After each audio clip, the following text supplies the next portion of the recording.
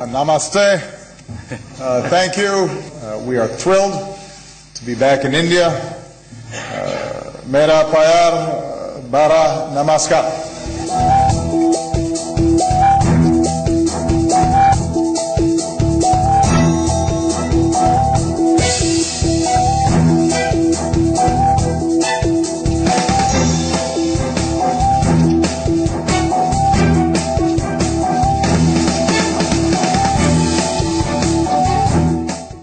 नमस्कार, बहुत बहुत स्वागत है आपका। आप देख रहे हैं हमारी खास पेशकश नमस्ते इंडिया और मैं हूं आपके साथ अजीत।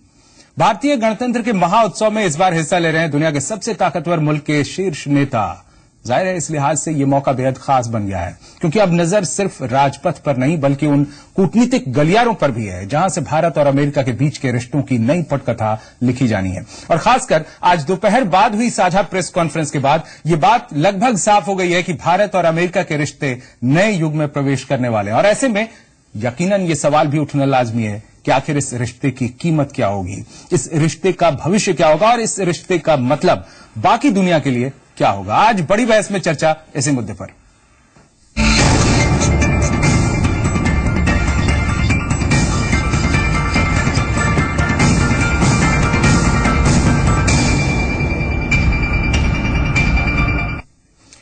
तो 24 जनवरी की सर्द सुबह जब बराक ओबामा का एयरफोर्स 1 विमान नई दिल्ली में उतरा तो उनके साथ ही तमाम आशाएं और उम्मीदें भी आई। उसके बाद गार्ड ऑफ ऑनर के बाद दोनों देशों के नेताओं के बीच हैदराबाद हाउस में वार्ता हुई और ये वार्ता ऐतिहासिक बन चुकी है क्योंकि 6 साल से लगे अटके रहे स्पीड ब्रेकर को पार करके इस बार परमाणु करार की गाड़ी आगे बढ़ चुकी है। ओबामा भारत आए तो पीएम मोदी ने प्रोटोकॉल तोड़कर उन्हें रिसीव किया तो ओबामा ने भी उनके इस सम्मान का जवाब उन्हीं की भाषा में नमस्ते से दिया। Namaste. Thank you. Namaste. Thank you. इतना ही नहीं, ओबामा ने भारतीय औपचारिकता को बार बार निभाया। Thrilled to be back in India. मेरा प्यार bara namaskar. हर कदम पर मोदी और ओबामा पुराने दोस्तों की तरह मिले। उनके हाव भाव बता रहे थे कि वो एक दूसरे के साथ कितने सहज हैं। इतनी ही सहजता से जब दोनों नेता हैदराबाद हाउस में वार्ता की मेज पर आए तो उलझे परमाणु समझौते को भी सुलझा लिया।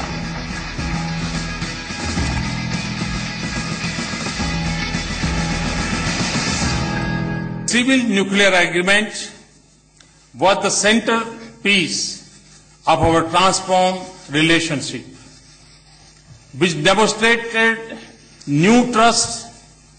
It also created a new economic opportunities and expanded our option for clean energy. Today we achieved a breakthrough understanding on 2 issues that were holding up our ability to advance our civil nuclear cooperation, and we're committed to moving towards full implementation. And this is an important step that shows how we can work together to elevate our relationship. हालांकि इस समझौते से जुड़े कुछ पहलू हैं जो सभी को जानने चाहिए। समझौते में 2 क्लॉज थे जो रोड़ा बन रहे थे। पहली दिक्कत लायबिलिटी एक्ट था जिसके तहत हादसे की सूरत में सप्लायर जिम्मेदार होता, जबकि दूसरी दिक्कत ये थी कि अमेरिका आखिरी उत्पादन तक रिएक्टर्स की निगरानी चाहता था। लेकिन अब जो परमाणु समझौता हुआ है उसके तहत अमेरिका भारत के परमाणु रिएक्टर्स की ट्रैकिंग नहीं करेगा, जबकि इंश्योरेंस पूल के जरिए लायबिलिटी बिल का मुद्दा सुलझेगा। यानी दोनों देशों ने अपनी आपत्ति वापस ले ली है और अमेरिकी राष्ट्रपति के विशेषाधिकार के बाद ये डील हो सकी है। इस डील से भारत का फायदा ये है कि भारत को दुनिया भर से यूरेनियम मिल सकेगा। इसके साथ ही पीएम मोदी ने कहा है कि अमेरिका के साथ रक्षा क्षेत्र में कुछ मुद्दों पर भी सैद्धांतिक सहमति बन गई है। Today, we also decided to take up our growing defense cooperation to the new level. इसके अलावा आतंकवाद के मुद्दे पर भी दोनों देशों ने मिलकर लड़ने की बात की और दुनिया में शांति स्थापना की बात कही। इसके अलावा दोनों देशों के बीच कारोबार, व्यापार और जलवायु परिवर्तन जैसे मुद्दों को लेकर भी बातचीत आगे बढ़ी है। अमेरिकी राष्ट्रपति बराक ओबामा ने भी प्रधानमंत्री नरेंद्र मोदी का धन्यवाद किया और प्यार भरे अपने नमस्कार के जरिए भारत का दिल भी जीत लिया। इतना ही नहीं, उन्होंने मोदी की स्पेशल चाय और चाय पर चर्चा के लिए उन्हें खास तौर पर शुक्रिया कहा। Prime Minister Modi, thank you for hosting me, including our chai pe churcha. We need more of those in the White House. America इस वक्त एशिया में भारत को चीन के खिलाफ एक हथियार के तौर पर देख रहा है, जबकि व्यापार के मामले में भारत अमेरिका के लिए बड़ा बाजार है। ऐसे में वक्त का तकाजा ये है कि कभी एक दूसरे के नाम से बचने वाले दो शख्स आज बेमिसाल दोस्त बन चुके हैं। ब्यूरो रिपोर्ट, जी मीडिया। तो दोनों देशों के बीच 3 दौर की बातचीत के बाद परमाणु करार पर सहमति बन गई। इसके अलावा भी कुछ और करार हुए हैं, जिनमें भारत और अमेरिका के बीच देश में जेट इंजन के विकास पर सहमति बनी है। एयरक्राफ्ट तकनीक पर करार हुआ है। दोनों देश नई तकनीक साझा करने पर भी सहमत हुए हैं। दोनों देशों ने रक्षा समझौते को 10 साल के लिए बढ़ाने पर सहमति बनाई है। इसके अलावा 4 भारतीय कंपनियां 750 करोड़ का इंश्योरेंस देंगी और बाकी भार भारत सरकार उठाएगी। ये न्यूक्लियर डील में जो समझौता हुआ है उसके तहत एक ये अहम बिंदु है, अहम पड़ाव है। समुद्री सुरक्षा पर भी दोनों देशों के बीच समझौता हुआ है। अब पीएम मोदी और ओबामा के बीच हॉटलाइन पर बात होगी, यानी आगे बातें इसी तरीके से जारी रहेंगी।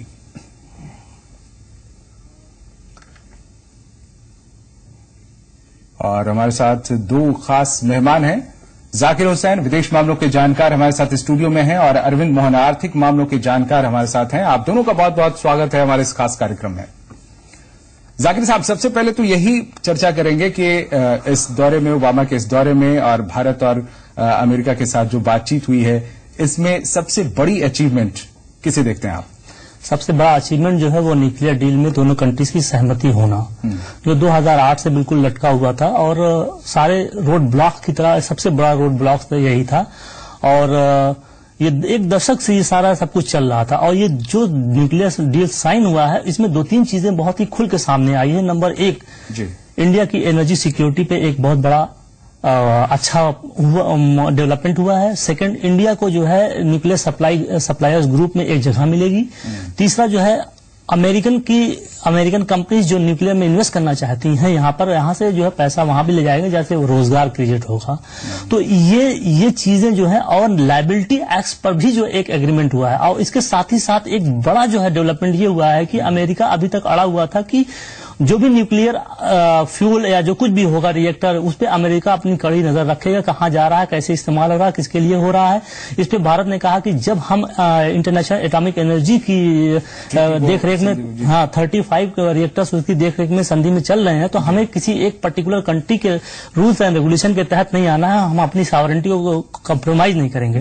तो ये पीछे हट गया तरीका है रखने का। ये आप कह सकते हैं कि भारत अपनी शर्तों पर यहाँ पे कामयाब रहा है। जी बिल्कुल कामयाब रहा है। अमेरिका को पीछे हटना पड़ा कि मतलब भाई ठीक है, हम जो है अपने जो है पर्सनल जो है लीगल जो है रूल्स आपके ऊपर अप्लाई नहीं करेंगे, आप आईएए का जो मानदंड है उस पर आप चलिए। तीसरी सबसे बड़ी बात यह है कि न्यूक्लियर लायबिलिटी एक्ट में जो वहां की प्राइवेट कंपनीज कुछ अड़ी हुई थी न्यूक्लियर लायबिलिटी के जो सहन करने के लिए, उस पर अड़ी हुई थी कि हम नहीं करेंगे। इस पे भी जो है एक डेवलपमेंट हुआ है। उसमें कहीं ना कहीं ये साबित हो रहा है कि अब 4 न्यूक्लियर इंश्योरेंस पूल की बात हुई है कि कुछ कंपनीज मिलकर जो है इसको जरा जाकिर साहब अगर ज्यादा सुलझा के बताना चाहें, इंश्योरेंस न्यूक्लियर लायबिलिटी बिल जो था अपना इंडिया का, जिसमें संशोधन की बात कह रहे थे लगातार वो लोग कि जब तक संशोधन नहीं होता है, जब तक हमारे लिए नरमी उसमें नहीं होती है, तब तक हम करार नहीं करेंगे।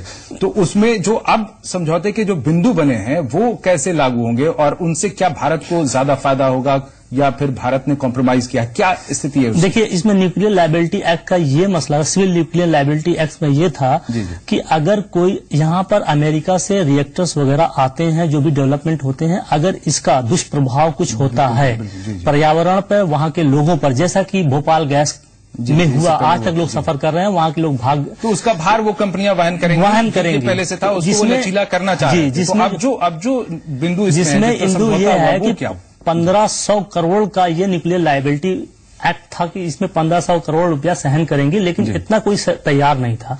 तो अब इंश्योरेंस पूल की बात की गई है, जिसमें 4 कंपनीज जो है मिलकर ये पैसा इकट्ठा करेंगे, जिसमें ये कहा जाता है 750 करोड़ इकट्ठा होगा, और बकिया जो है इंडिया की कॉमर्स मिनिस्ट्री जो है वो वहन करेगी। सॉवरेन गारंटी की बात की गई। अभी इस पे बहुत ज्यादा खुल के बात नहीं आई है कि क्या हुआ है। अभी तक जो समझ में आ रही है बात, वो भारत के पक्ष में है या भारत के पक्ष में है?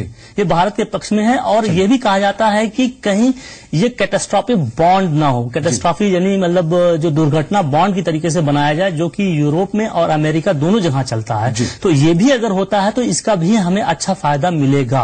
तो इस न्यूक्लियर डील में हमने जो दोनों चीजें साइन की है वो भारत की अपने टर्म्स एंड कंडीशन पे है, और इसका साफ मतलब है कि हमारे प्राइम मिनिस्टर ने चाय पे जो चर्चा हुई उसमें अपनी डिप्लोमेटिक क्वालिटीज को चर्चा करेंगे, उसमें वो कामयाब रहे। अरविंद मोहन जी, आर्थिक पक्ष एक बहुत बड़ा पक्ष था, और जिस तरीके से ओबामा अपनी बात रख रहे थे साझा प्रेस कॉन्फ्रेंस में, उसमें 2-3 बार उन्होंने ट्रेड की चर्चा की। आर्थिक पक्ष कितना मजबूत हुआ है भारत के लिए और साथ साथ अमेरिका के लिए भी? देखिए, ये हर तरीके से एक ऐतिहासिक क्षण है हिंदुस्तान के लिए। डिप्लोमेसी के पॉइंट ऑफ व्यू से शायद हिंदुस्तान में डिप्लोमेसी का ये लेवल कभी भी नहीं था। पहली बार ये बहुत स्पष्ट तौर पे दिख रहा है इस विजिट से, और जिस तरीके के इंटरेक्शंस हैं, जिस तरीके की जो कॉमरेडरी दिखाई पड़ रही है ओबामा और मोदी के बीच में। कुछ समय पहले ही स्टैंडर्ड एंड पुअर जो रेटिंग एजेंसी है उसका स्टेटमेंट आया था कि जो हिंदुस्तान की सॉवरेन रेटिंग है पिछले कुछ महीनों में इंप्रूव हुई है। इस विजिट से, आज की डील से, उस सॉवरेन रेटिंग और सिग्निफिकेंट इंप्रूवमेंट आप देखेंगे। 2012 में स्टैंडर्ड पुअर ने और कुछ और अन्य एजेंसियों ने हमारी रेटिंग नेगेटिव कर दी थी।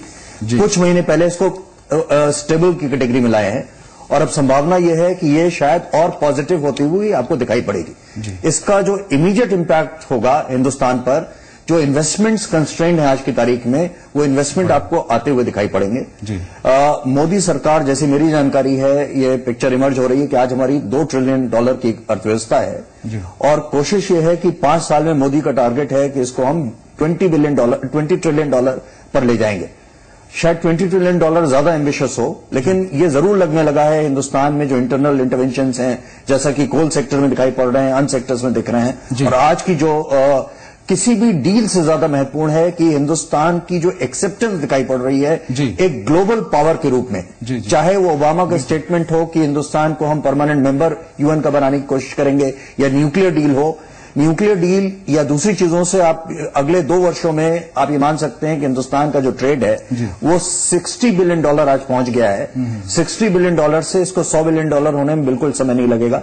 और हिंदुस्तान की अर्थव्यवस्था, मेरा मानना है कि जिस तरीके से आज सरकार आगे बढ़ने की कोशिश कर रही है, आप $10 ट्रिलियन की अर्थव्यवस्था अगले 5 वर्षों में देख सकते हैं। अगर ये $10 ट्रिलियन हिंदुस्तान की अर्थव्यवस्था पहुंच जाती है, इसका मतलब है 5 साल में हमारा जो जीडीपी है ये लगभग 5 गुना बढ़ चुका होगा। 500% इंक्रीज इसमें होगा। ये अपने आप में एक फिनोमेना होगा। जी बिल्कुल। तो इसके साथ साथ मेक इन इंडिया पर, मेक इन इंडिया जो अभियान है भारत का, वो कैसे और कितना आगे बढ़ेगा, इस पर किस दिशा में आगे बातें हुई हैं। साथ साथ जब ओबामा ने एंटी टेररिज्म कॉपरेशन की बात की, लेकिन उसमें कहीं पाकिस्तान का जिक्र उन्होंने नहीं किया, नाम नहीं कहीं से आया। ये कितना सही है, कितना गलत है, इसके क्या मायने हैं, ये सब समझने की हम कोशिश करेंगे। जाकिर हुसैन हमारे साथ जुड़े हुए हैं। आज बड़ी चर्चा हुई और सबने देखा, सबकी दिलचस्पी भी बहुत बड़ी हुई थी, और चारों तरफ पूरी दुनिया में इसकी चर्चा होगी जिस तरीके से मोदी और ओबामा मिले हैं।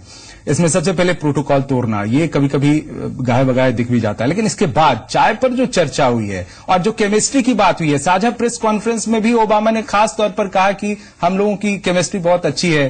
तो ये जो केमिस्ट्री है, इसे आप किस रूप में देखते हैं और ये कितना कारगर साबित हुआ है? देखिए, जब मैं हैदराबाद हाउस में ये देख रहा था कि दोनों लीडर्स जिस इनफॉर्मल वेज में टहल रहे थे, घूम रहे थे, बातों को बात कर रहे थे, वो न सिर्फ फ्रेंडली था बल्कि एक दूसरे को परसुएट भी करना था कि हमें इस विजिट के दौरान कुछ ना कुछ ऐसा कर देना है जिससे ये ना हो कि हम खाली हाथ लौट रहे हैं। ओबामा के ऊपर एक ये क्लेम रहता है कि लेम डक है, ये क्या लेके आते हैं, सिर्फ परेड घूमने जा रहे हैं, ताजमहल घूमने जा रहे हैं, लेकिन नहीं, ये जो न्यूक्लियर डील हुआ है उससे ये बिल्कुल साफ हो गया कि ओबामा बहुत कुछ अपने बैग में लेके जाएंगे। दूसरी तरफ हम मतलब ये कह सकते हैं कि दोनों देशों के बीच, भारत और अमेरिका के बीच जो दबाव था अपने इश्यूज को लेकर, वो प्रेशर जो है वो कितना खत्म हुआ है, कितना बहुत हद तक खत्म हुआ है। जो इश्यूज, 4 इश्यूज मेन थे हमारे, उस पे चारों पे एग्रीमेंट दिखाई दिया है।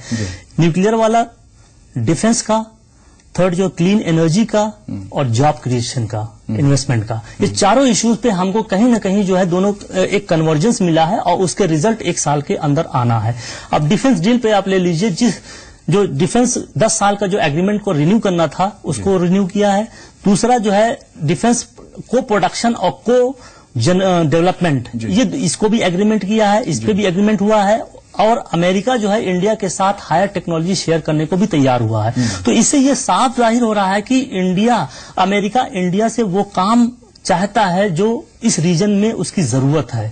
और इसी के साथ साथ हम ये भी देखते हैं कि एशिया पैसिफिक में भी जो है साझी जो है भागीदारी की बात की गई है। तो इससे लगता है कि इंडिया को डिफेंस के मामले में मजबूत करके इसकी रीजनल इंपॉर्टेंस को बढ़ाना है और इससे इसका अच्छा प्रभाव पड़ेगा। तीसरी तरफ हम ये देखते हैं कि क्लीन एनर्जी की बात की गई है। क्लीन एनर्जी में जो है सोलर सेक्टर में अमेरिका जो है इन्वेस्ट करने को तैयार है। और दूसरी तरफ ये भी देखा गया है कि हमारे प्राइम मिनिस्टर ने कहा कि क्लीन एनर्जी का दबाव हमारे ऊपर नहीं है, लेकिन दबाव हमारी जनरेशन को कैसा विश्व हम देंगे, कैसी धरती हम देंगे, इस बारे में बोला भी है। एक दायित्व की तरफ साफ तौर पे जी, भारत एक बड़ा मुल्क है, उसका क्या दायित्व होता है, उसको दायित्व उन्होंने निभाया है और उस दिशा में काम करना है। अरविंद जी, आर्थिक पक्ष जो है वो इसकी मजबूती कितनी बड़ी है, इस पर हमने चर्चा की, लेकिन जो मेक इन इंडिया का अभियान है वो कितना मजबूत हुआ है इस दौरे के बाद, उसमें कितनी गति आएगी?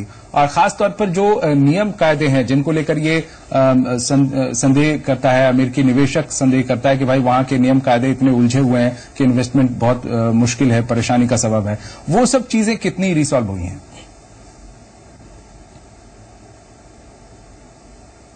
देखिए, अभी हमारे साथी चर्चा कर रहे थे कि तमाम डील्स की बात कर रहे थे। मेरा मानना है ये डील सब महत्वपूर्ण है, लेकिन ये सब उतनी सिग्निफिकेंट नहीं है जो दूसरा मैसेज यहां से निकल करके आ रहा है। एक स्ट्रैटेजिक पार्टनरशिप बिल्ड हो रही है, जो कॉन्फिडेंस का लेवल है दो लीडर्स में, और जो कॉन्फिडेंस बिल्ड हो रहा है दो देशों के बीच में, मुझे लगता है ये सबसे इंपॉर्टेंट मैसेज है। और आप हर स्टेज पर देखिए, चाय पे चर्चा, वॉक एंड टॉक, ये जितना भी कुछ था और जिस तरीके से उसको मीडिया को देने की कोशिश की गई है, सारे दुनिया को, विश्व को एक मैसेज देने की कोशिश है कि एक स्ट्रैटेजिक पार्टनरशिप बिल्ड हो रही है। ये मुझे लगता है एक डिप्लोमेटिक coup है हिंदुस्तान के पॉइंट ऑफ व्यू से। हिंदुस्तान अमेरिका की रिलेशनशिप का ये कभी लेवल नहीं था। और सबसे महत्वपूर्ण मैसेज है कि हम किसी भी बैरियर के आगे जाएंगे। न्यूक्लियर डील उसका क्लासिक एग्जांपल है। हम किसी भी बैरियर, कोई भी लॉ, कोई भी नियम, हम उसके आगे जाकर के इस पार्टनरशिप को बिल्ड करेंगे। इस लेवल का म्यूचुअल ट्रस्ट है, और जब इस तरीके का म्यूचुअल ट्रस्ट होता है तो हर तरीके की स्ट्रैटेजिक पार्टनरशिप डेवलप होती है, चाहे वो अफगानिस्तान की पार्टनरशिप हो, अफगानिस्तान के लिए हो, चाहे वो इंडियन ओशन में एक नई पार्टनरशिप बिल्ड करने की बात हो। और जब इस तरीके की पार्टनरशिप बिल्ड होती है तो इकोनॉमिक इंटरवेंशन अपने आप होता है, स्वतः होता है। वो किसी भी ये इकोनॉमी, इन्वेस्टमेंट, डेवलपमेंट, ये एक एनवायरमेंट पर निर्भर करता है, और वो एनवायरमेंट यहां से बिल्ड होता हुआ दिखाई दे रहा है। आपको ये दिखाई पड़ेगा कि अमेरिकन इन्वेस्टर्स के लिए, ग्लोबल इन्वेस्टर्स के लिए जो कॉन्फिडेंस का लेवल है वो ट्रांसफॉर्म होगा यहां से। महत्वपूर्ण बात कह रहे हैं। यहां से एक और मैसेज आ रहा है कि जो पिछली सरकार ने की थी, लोगों तक पहुंची है बात, वो बहुत महत्वपूर्ण है, और वो आर्थिक मोर्चे पर भी सफलता देगी, चाहे भारत को चाहे फिर अमेरिका को। जाकिर साहब, ये बताइए कि जो सामरिक महत्व है इस वक्त अमेरिका का, एक तरह से कहें सामरिक समीकरण पूरे विश्व का जो है, दुनिया का, वो अमेरिका के पक्ष में झुका हुआ है, और उसमें अब भारत उसके साथ साझेदार के तौर पे वहां पे खड़ा दिखता है। तो भारत की भूमिका उसमें क्या होगी? इसके साथ साथ एक सवाल जो पाकिस्तान के संदर्भ में उठा था, उस पर भी आपसे जवाब चाहेंगे कि पाकिस्तान का नाम कहीं से बीच में भी नहीं आया। ये इसके मायने क्या है, किस तरीके से आप देखते हैं दोनों? देखिए, पहले हम पाकिस्तान की बात ले लें। पाकिस्तान का रेफरेंस दोनों नेताओं ने नहीं दिया है। इसका दो चीजें सामने उभर के आता है। पाकिस्तान, एक तो ये होता है कि अगर निगेटिव वे में लेते हैं तो पाकिस्तान को ओबामा ने बहुत आसानी से स्किप कर दिया, लेकिन नहीं, हम दूसरा जो है इसका पॉजिटिव पहलू ये देख रहे हैं कि पाकिस्तान और इंडिया को अब मिला के देखने की बात नहीं हो रही जी। इसका साफ सबूत यह है कि भारत में ओबामा आए और यहीं से वापस भी जा रहे हैं, कहीं और दूसरी कंट्रीज में नहीं जा रहे हैं, एक्सेप्ट सऊदी अरेबिया में कंडोलेंस के लिए जी। तो इससे ये लग रहा है कि पाकिस्तान की अहमियत जो पहले थी अब वो नहीं है जी। इसके साथ साथ वो सवाल जिसमें सामरिक समीकरण जो है विश्व का, उसमें भारत की भूमिका अब क्या होगी? एक साथ खड़े दिखे हैं दोनों और इतनी गर्मजोशी के साथ। हाँ, अब सामरिक दृष्टि से हम देख रहे हैं जिस हिसाब से डिफेंस मामले में हमारा डेवलपमेंट हो रहा है, डिफेंस एग्रीमेंट, फ्रेमवर्क एग्रीमेंट जो हुआ है, और उस पर defence trade and defence initiative, technology initiative जो हो रही है, उसमें जो एक को प्रोडक्शन और को डेवलपमेंट और ट्रांसफर ऑफ टेक्नोलॉजीज जो हो रही हैं, इस पे ये लग रहा है कि भारत की डिफेंस को, सामरिक शक्तियों को मजबूत करना है, ताकि भारत जो है अपने रीजन में और एशिया पैसिफिक में जाके वो रोल अदा कर सके, शक्ति के रूप में उभरे। ये भी बात है। और साथ साथ अरविंद मोहन जी ने जो बात कही कि इसका जो संकेत किया है, जो प्रतीकात्मक असर इसका होगा, वो पूरी दुनिया में भारत के लिए बहुत ही बेहतर कल लेकर आएगा।